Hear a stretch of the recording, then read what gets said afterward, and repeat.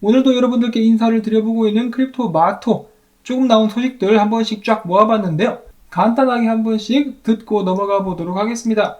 자, 비트코인 반등을 좀 해줄랑 말랑 하고 있는데 힘이 많이 없습니다. 45,373달러, 이더리움은 3,300달러 선에서 거래가 진행이 되고 있는 가운데, 반면 알트코인들은 지속적으로 순환 펌핑을 해주고 있죠. 얼마 전에 소식이 나왔었던 헤더러 해시그래프를 필두로 아발란체, 칼다노 등등이 반등을 이어가고 있는 상황입니다. 오늘 첫 번째 소식은 솔라나에 관한 것인데요. 거래소 FTX의 창업자인 샘 뱅크만 프라이드는 최근 블룸버그의 인터뷰에서 이더리움에 도전하고 있는 암호화폐 솔라나가 기관 투자자들로부터 많은 관심을 받고 있다고 이야기를 했습니다. 솔라나는 산업용 암호화폐 사용을 지원할 수 있는 강력한 장기 로드맵을 가진 유일한 블록체인이다라고 강조를 했다는 것인데요. 얼마 전에는 최초로 솔라나 기반의 펀드도 출시가 된 바가 있는데, 솔라나 개발사인 솔라나 랩스 같은 경우는 이미 안데르센 호로위치 등등으로부터 거액의 투자를 받고 있는 상황이라고 합니다. 그동안에 본인들이 이더리움 킬러다라고 외쳤었던 프로젝트들은 여러 가지가 있었습니다. 트론도 그랬었고 이오스도 그랬었는데 결국은 적수가 되지 못했죠. 그래서 이더리움의 라이벌로서 계속해서 자리를 잡아가고 있는 암호화폐들 몇 개를 꼽아보자면은 시총대로만 봤을 때 에이다, BNB, 솔라나 이 세 개를 들 수 있겠다라고 생각을 해볼 수가 있겠습니다. 다음으로 해서 맥케나라는 분석가가 이더리움 희망 회로를 돌리고 있길래 나도 한번 같이 돌려볼까 해서 가지고 와봤는데요.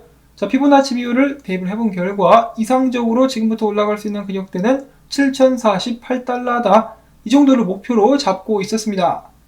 원래 6,032달러가 더 유력하지 않나라고 생각을 해보는데, 일단은 4,000달러 위까지만 다시 올라가도 얼마나 좋을까라는 희망을 한번 가져보고요.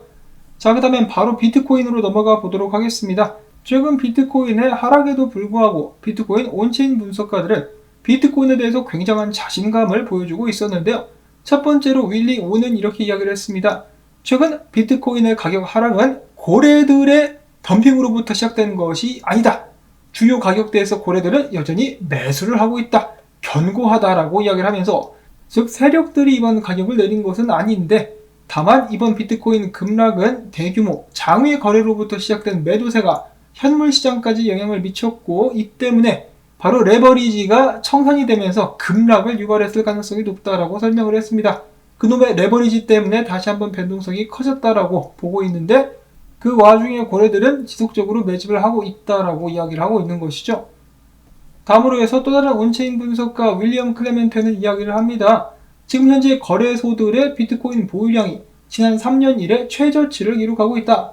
저번 주에만 21,654개의 비트코인이 거래소 밖으로 옮겨져 나왔으며, 그와 동시에 마찬가지로 저번 주 고래들이 들고 있는 비트코인 숫자는 44,000개 정도가 더 늘어났다. 비트코인 움직임에 관련된 잡소리들은 그냥 전부 다 무시를 해버려라 라고 이야기를 했습니다.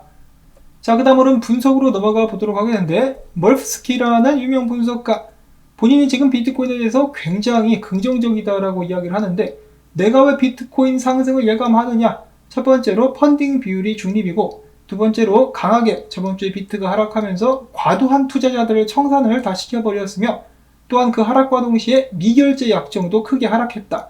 또한 지난 6월 비트코인 추가 하락을 보던 사람들이 똑같이 지금도 추가 하락할 거라고 나발을 불고 있다. 그래서 내가 봤을 때는 오히려 비트코인이 상승세로 올라가게 되지 않을까. 4만 달러 가기 전에 6만 달러 먼저 고고싱이라고 이야기를 했습니다. 그 다음으로는 오랜만에 공유를 해보는 비트코인 째개 분석, 이번에는 프랙탈 공유 분석을 내놨는데요. 비트코인 장투자들이 보유한 비트코인 물량과 비트코인 가격과의 프랙탈입니다. 비교를 해보시면은 이런 식으로 다시 한번 반복될 것 같다. 한마디로 조만간에 크게 상승하는 모습을 볼 수 있을 것 같다라는 그런 분석을 내놨습니다. 정말 딱 이대로만 올라가면 좋겠다라고 생각을 해보는데요. 그 반면에 하락에 주의하라는 분석도 있었습니다. 크립토 비트코인 크리스는 이야기를 해주기를, 지금 보시는 여기 있는 이 추세선 있죠? 이 추세선을 반드시 뚫고 올라가야만 되지, 아니면은 비트코인이 지금 이런 식으로 쏟아져 내리다가 잠깐 반등했는데 만약에 이거 못 뚫는다 그러면은 5바이트를 그냥 훅 쏟아버릴 수 있다. 굉장히 빠르고 강력하게 쏟아질 수 있다라고 경고를 했었습니다. 그 동시에 비트코인 보시면은 지금 일본 기준으로 더 낮은 저점을 기록을 했기 때문에 단기적인 하락세가 강해지고 있는 상황. 지금부터라도 주요 지지선에서 버티고 반등할 수 있기를 바라봐야 될 것 같은데, 이전 고점 위까지 올라가지 못한다면 계속해서 떨어질 가능성이 높을 수밖에 없을 것 같습니다.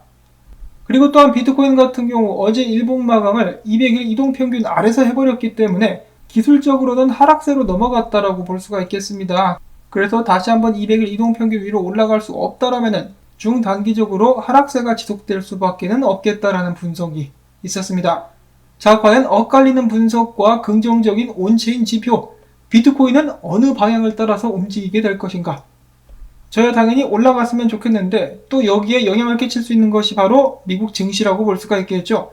미국 증시가 과연 다가오는 한 주에 반등을 해줄 것인가, 아니면 추가적인 하락이 이어질 것인가에 따라 가지고 비트코인이 크게 영향을 받게 되지 않을까라고 생각을 해보면서 오늘의 짧은 업데이트는 여기서 마무리를 짓도록 하겠습니다.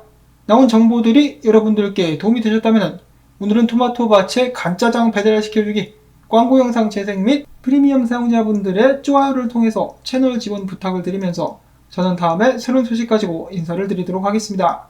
안녕히 계십시오.